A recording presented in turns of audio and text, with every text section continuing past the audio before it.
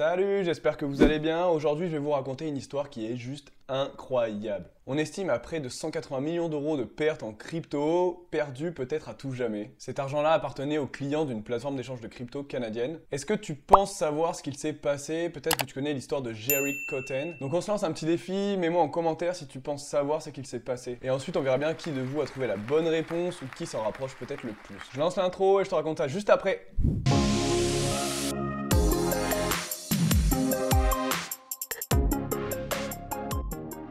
Donc en 2017, on a un certain Gerald Cotten, plus connu sous le nom de Jerry Cotten, qui est un jeune Canadien très riche. Les gens qui le croisent le décrivent un peu comme un geek, quelqu'un qui a la peau pâle, qui voit pas trop le soleil. Ils disent qu'il a une tenue vestimentaire assez décontractée, à la cool, qui limite ne colle pas à son image du mec qui roule en Tesla, qui se déplace en jet privé avec sa copine. Mais que ce type est toujours très proche de son téléphone, toujours en train de le regarder, en train d'appeler des gens, et il veut pas trop dire ce qu'il fait dans la vie. Voilà, juste il dit ceux qui le rencontrent qu'il est PDG d'une plateforme de crypto-monnaie.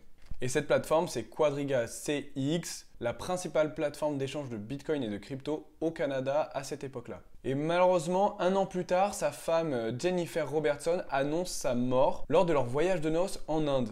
Donc ce qu'il faut savoir, c'est que Jerry Cotten, il était malade, il avait la maladie de Crohn, c'est une inflammation chronique des intestins, et qu'en fait, lors de ce voyage en Inde, ça se serait aggravé et il en serait décédé. Donc à ce moment-là, tout le monde est un peu triste, et c'est ensuite que les clients de Quadriga CX vont se rendre compte que le PDG de cette plateforme où transite quand même plus d'1 milliard de dollars en crypto-monnaie, il avait rien prévu en cas de drame comme celui-ci. Donc impossible de récupérer les fonds et les crypto-monnaies de ses clients, parce que ce qu'il faut savoir, c'est qu'en crypto, sans le mot de passe et la clé de récupération, on ne peut pas récupérer l'accès aux crypto. Et là, les victimes de ce préjudice, ils n'ont pas voulu croire qu'une telle négligence avait été possible, vu la grandeur de l'entreprise dans laquelle ils avaient investi leurs fonds. Et du coup, plusieurs enquêtes se sont saisies de cette affaire.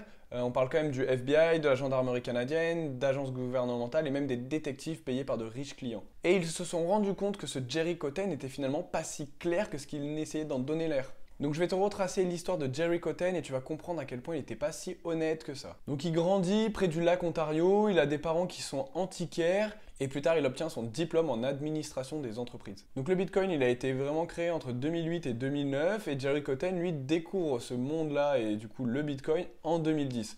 Donc il commence à investir dedans et finalement il part vivre à Vancouver la même année. C'est là qu'il rencontre un groupe d'investisseurs passionnés par cette technologie et ce groupe c'est la Vancouver Bitcoin Co-op. Et c'est très important de retenir ce groupe pour la suite de l'histoire. Ce qu'il faut savoir c'est qu'à cette époque-là en crypto c'est hyper compliqué de pouvoir acheter et vendre du Bitcoin comme ça.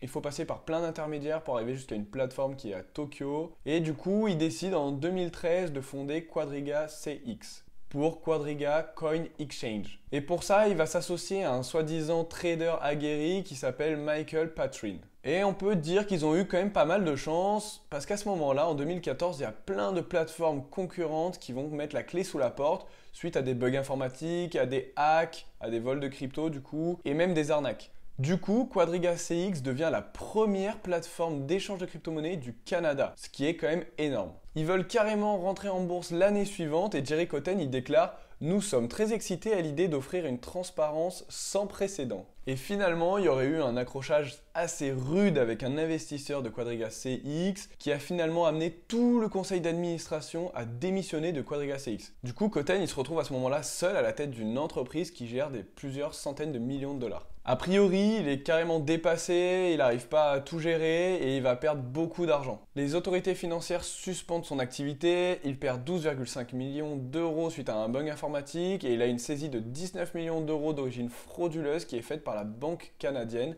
la CIBC. Mais finalement, il y a une méga hype qui se met en place sur les crypto-monnaies en 2017 avec le Bitcoin qui a atteint des sommets astronomiques. À ce moment-là, Quadriga CX, ils hébergent plus de 360 000 comptes et ils traitent quasi 2 milliards de dollars de transactions. Et comme sur chaque transaction, Quadriga CX récupère des frais, Jerry Cotten, il est ultra riche à ce moment-là. Et ceux qui l'ont rencontré cette année-là disent qu'il a énormément voyagé en jet privé avec sa femme et qu'il a bien profité de la vie. Un truc qui a retenu l'attention des enquêteurs, c'est qu'il s'est marié avec Jennifer Robertson, mais qu'il a attendu plusieurs mois pour écrire son testament et que ce testament a été écrit seulement 4 jours avant de partir pour la lune de miel en Inde. Et c'est durant cette lune de miel qu'il est déclaré mort. Donc à ce moment-là de l'enquête, la plupart des personnes pensent qu'il n'a pas supporté la pression, qu'il a décidé de se déclarer mort et qu'en fait il est parti vivre sur une île déserte avec son fric. Ou plutôt avec l'argent de ses clients. Du coup, les enquêteurs ont décidé de s'intéresser au décès et les circonstances de celui-ci. Donc on apprend que Jerry Cotten a commencé à avoir des maux de ventre, des douleurs abdominales au bout du 9e jour de cette lune de miel, soit le 8 décembre 2018. Il a donc été conduit dans un hôpital privé de Jaipur. On lui diagnostique une gastro-entérite aiguë. Et là, on apprend par le rapport que son aggravation s'est faite très rapidement. Il est même passé en choc septique, c'est quand l'infection du coup se généralise au corps entier. Et il a carrément fait un premier arrêt cardiaque. Heureusement, l'équipe soignante a réussi à le réanimer, mais il a fait un deuxième arrêt cardiaque et il a succombé de celui-ci. Les médecins déclarent comme cause du décès aggravation de la maladie de Crohn. Aucune autopsie n'est demandée, Jennifer Robertson, son épouse, va rapatrier le corps au Canada, mais n'annoncera la mort que 1 mois après. Et pendant ce mois-là, Quadriga CX continue de fonctionner, continue d'accepter des nouveaux clients et continue de récupérer des frais sur les transactions. Et en plus de ça, on apprend 2 choses complètement dingues. Le premier, c'est que le certificat de décès a été mal orthographié. Et le deuxième, c'est que l'ancien directeur de l'hôpital a été condamné 2 mois plus tôt pour abus de biens sociaux. La cerise sur le gâteau, c'est que le testament écrit 4 jours plus tôt par Jerry Cotten, comme s'il avait senti venir le truc, ne détient aucune mention concernant les comptes de Quadriga CX et les cold wallets, c'est-à-dire les portefeuilles sur lesquels sont détenus les fonds des clients de Quadriga. Et comme je te l'ai dit tout à l'heure, les cryptos, si t'as pas l'accès à ces comptes, donc ni le mot de passe ni la clé de récupération,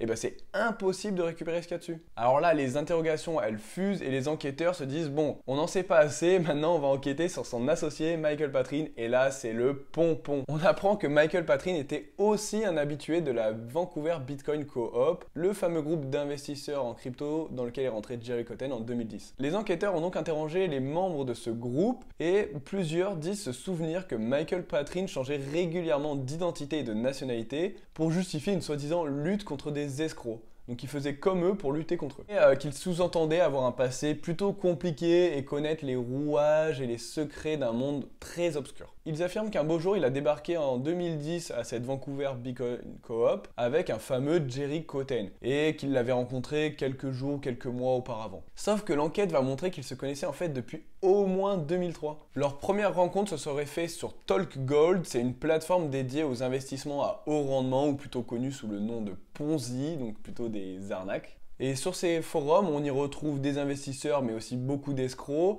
On peut apprendre comment monter un Ponzi, donc comment monter une arnaque, comment repérer une arnaque et comment en sortir à temps. Et la petite anecdote marrante, c'est que Jerry Cotten et aussi Michael Patryn ont chacun essayé d'embobiner l'autre avec un Ponzi. Et que finalement ils n'ont pas réussi et qu'une amitié en est née. Donc grâce à cette plateforme, ils ont pu retrouver Jerry Cotten et Michael Patryn qui se cachaient des fois sur différentes identités, différentes adresses IP. Et que Jerry Cotten aurait monté un premier Ponzi en janvier 2004 qui s'appelle SNS Investment, qui promet entre 103 et 150% de retour sur investissement en moins de 48 heures. Et ce Ponzi a été suspendu 3 mois plus tard sans avoir rendu l'argent de ses clients. On voit sur ce forum beaucoup de mécontentement de la part de la communauté et là il y a Michael Patryn qui a pris une autre identité et qui défend Jerry Cotten. Ensuite, en 2004, Patryn est d'un coup beaucoup moins présent sur les forums et là les membres de ce groupe se demandent si c'est pas finalement un fameux Omar Dhanani, un homme qui vient de se faire arrêter par les services secrets américains pour une histoire de trafic de cartes de crédit. Et en fait, ce Dhanani, il est surtout connu comme un expert du blanchiment d'argent et il est condamné en 2005 à 18 mois de prison. Et pendant tout ce temps-là, on n'a plus de nouvelles de Michael Patryn sur les forums. Et ce Dhanani va donc sortir de prison en 2007. Et tenez-vous bien, quand il sort, il est rapatrié où? Au Canada. Les enquêteurs ont donc retracé l'histoire de vie de ce Dhanani. Et en fait, dès 2007, quand il sort de prison, qu'il est rapatrié au Canada, il va changer d'identité et il va prendre un autre nom pour une soi-disant question d'origine de son nom qui ne lui permettrait pas de bien s'intégrer à la société au Canada. Il va donc choisir comme nom Michael Patryn, le pseudo qu'il utilisait pour ses plus grandes affaires criminelles. Mais ça s'arrête pas là, ce Dhanani devenu Michael Patryn va fonder en 2008 Midas Gold, une société qui sert d'intermédiaire à la monnaie virtuelle Liberty Reserve, qui est connue surtout pour le blanchiment d'argent des pires activités criminelles de ce monde à ce moment-là. Alors là, les enquêteurs ils se sont dit on va fouiller dans cette entreprise qui est un peu floue, et quelle adresse mail on retrouve? On retrouve gerald.cotten@gmail.com dans les documents officiels de Midas Gold. Donc Patrine et Koten sont bien restés en contact toutes ces années-là. Et en 2013, la Liberty Reserve tombe. C'est la plus grosse saisie d'argent sale de l'histoire de la cybercrime des États-Unis. Et par chance, les deux acolytes ne sont même pas inquiétés par cette affaire avec Midas Gold et ils ont déjà fondé depuis quelques mois Quadriga Fund, qui est un Ponzi sur les devises étrangères. Donc un Ponzi qui attire des investisseurs pour les arnaquer. Puis un an plus tard, ils vont dissoudre Quadriga Fund pour laisser la place à Quadriga CX qu'ils vont créer grâce à un programmateur trouvé sur le Darknet. Ils vont créer cette bourse des crypto-monnaies qu'on appelle maintenant une plateforme d'échange. Donc c'est dingue d'apprendre que la plus grosse plateforme d'échange de crypto-monnaies du Canada de l'ère 2017-2018 reposait en fait sur des fondations d'escroquerie. Bon, à ce moment-là, moi la première chose que je me suis dit, je sais pas toi, mais c'est qu'en fait Jerry Koten c'est vraiment un escroc et qu'il n'est pas du tout mort, il est juste sur une île planqué avec le fric des gens. Mais tu vas voir, c'est pas si clair que ça. Alors la première hypothèse, c'est qu'un scénario dirait que Koten était plutôt bien attentionné, mais qu'en fait, il a été corrompu par tous ces mauvais réflexes d'escroc, et il croyait que la bulle des cryptos allait gonfler indéfiniment et lui permettrait de tirer toujours plus de profit. Donc dans cette hypothèse, il aurait réussi à convaincre Michael Patrine et le conseil d'administration de partir, sauf qu'il se serait heurté à beaucoup d'obstacles, avec une spirale infernale qui l'aurait obligé à vider tous les portefeuilles et l'aurait mené fatalement à sa ruine. Mais ce scénario est vite mis de côté et va laisser place à un autre scénario beaucoup plus probable. Celui où Jerry Koten aurait décidé d'entuber tout le monde. Donc dans ce scénario-là, le projet d'introduction en bourse ne serait donc qu'un mirage et l'incompétence dissimulerait une situation réelle. L'image positive du Bitcoin et du Quadriga n'aurait servi qu'à en fait amadouer tous les investisseurs. Surtout que l'enquête a montré que Koten avait commencé à voler l'argent de ses clients dès 2015, qu'il avait créé des dizaines et des dizaines de faux comptes sur lesquels il mettait des faux bitcoins pour stimuler les transactions sur Quadriga CX pour donner de la confiance aux investisseurs. Qui se seraient dit, bon bah ouais, il y a beaucoup de transactions sur cette plateforme, c'est une vraie plateforme sûre. D'ailleurs, à sa mort, ses comptes et ses fonds factices, donc ses faux comptes, ont révélé qu'il y avait eu plus de 300 000 $ d'opérations. Ce qu'il faut savoir, c'est que Koten n'a tenu aucun livre de compte, chose qui est complètement inconcevable pour une entreprise qui gère plus d'1 milliard de dollars, et qu'il a fait quasiment aucune déclaration de revenus, et les seuls qu'il a fait, il a jamais déclaré des revenus venant de Quadriga CX, qui était quand même sa principale activité. Et à sa soi-disant mort, les fonds bloqués sur Quadriga CX sont estimés à plus de 220 millions d'euros, sur lequel il faut déduire du coup toutes les amendes et les pertes d'argent qu'il a eues. Donc on arrive à un total de 180 millions d'euros. Et pourtant, les enquêteurs ont finalement réussi à retrouver l'adresse de ces cold wallets, donc ces disques durs externes sur lesquels sont censés être les crypto-monnaies, et ils se sont aperçus qu'en fait, il n'y avait rien sur les comptes. Et donc en fait, les fonds de ses clients avaient été vidés avant sa mort. Donc là, les recherches, elles ont permis de retracer un peu où avait transité l'argent, et on s'est rendu compte que tout avait été transféré sur des comptes au nom de Jerry Koten, et avec lesquels il a spéculé sur des marchés à risque, voire complètement aberrants.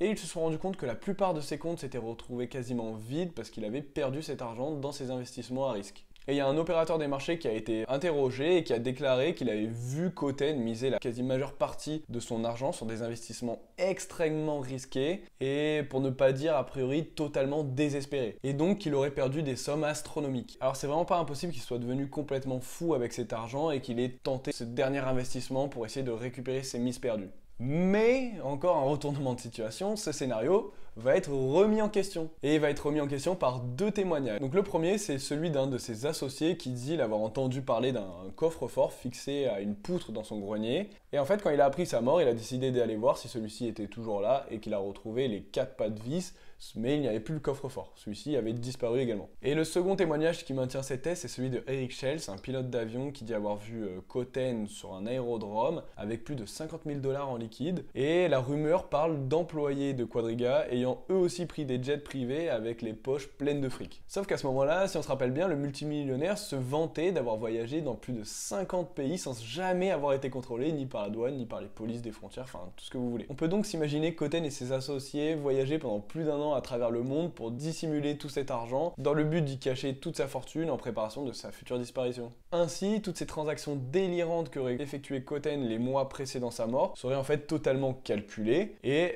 il est possible que les sommes dilapidées par Quadriga aient été en fait transférées par d'obscurs montages sur des comptes contrôlés par Koten ou par ses complices. Il aurait du coup donné l'illusion de devenir complètement fou et de faire n'importe quoi avec cet argent, mais en fait, il les aurait pas perdus parce qu'ils auraient été transférés vers d'autres compte qui lui appartenait. Avec des moyens, du coup, comme je te l'ai dit, un peu farfelus pour récupérer ces sommes-là investies. Comme ça, tous les gens qui l'observent à ce moment-là et qui auraient témoigné après sa mort diraient mais en fait il était complètement fou, il était en train de faire n'importe quoi avec son argent. Et lui, derrière, il récupérait le tout. Ces ordres d'achat étaient tellement bizarres, tellement risqués, que cette thèse d'une manœuvre élaborée à l'extrême paraît en fait de plus en plus possible. Et d'après les témoins de l'enquête, même le FBI et la gendarmerie canadienne laissent croire qu'ils pensent que la mort de Cotten n'est peut-être pas vraie. Parce qu'ils leur ont posé plein de questions à ce sujet-là, si eux pensaient que Cotten était mort ou pas. Pour en avoir le cœur net, il faudrait exhumer le corps de Cotten, mais la gendarmerie canadienne n'a jamais rien entrepris à ce niveau-là, et l'exhumation n'a jamais été effectuée, donc on ne pourra pour l'instant jamais savoir si Cotten est mort ou pas. Quant à Patrick, quand il a été interrogé par les enquêteurs, il dit qu'il n'a aucune raison de croire que Cotten est mort et que ses hypothèses sont complètement tirées par les cheveux. Alors souhaite-t-il cacher quelque chose ou veut-il tout simplement tourner la page ? Bon, quoi qu'il en soit, l'enquête aura quand même permis de mettre en évidence qui était réellement Cotten et son côté très sombre. Qui sait s'il est mort ou s'il est vivant. En tout cas, s'il est encore de ce monde, beaucoup l'ont déjà oublié et n'iront pas au bout des recherches pour savoir s'il est encore vivant. Qui sait si d'ailleurs il n'est pas encore en train d'arnaquer des gens ou en train de monter des trucs diaboliques. Et bon, si la maladie de Crohn l'a bel et bien emporté, alors laissons-le en paix. En tout cas, moi j'ai mon petit avis sur la question. Et toi, qu'est-ce qu'il en est? Est-ce que tu penses qu'il est mort? Est-ce que tu penses qu'il n'est pas mort? Et s'il n'est pas mort, dans quelles circonstances? Je te laisse le mettre en commentaire. Et pour ceux qui ont déjà mis un commentaire en début de vidéo sur ce qu'ils pensaient qui s'était passé, je vous laisse comparer entre ce que vous avez mis en tout début de vidéo et maintenant. Si tu as bien aimé ce tout nouveau format de vidéo que je fais, parce que c'était la première histoire crypto, je te laisse mettre un like, ça va pousser l'algorithme et me mettre en avant, et moi ça va me donner la force de continuer. En tout cas, je te remercie d'avoir regardé jusqu'au bout, c'était YP Crypto, à bientôt!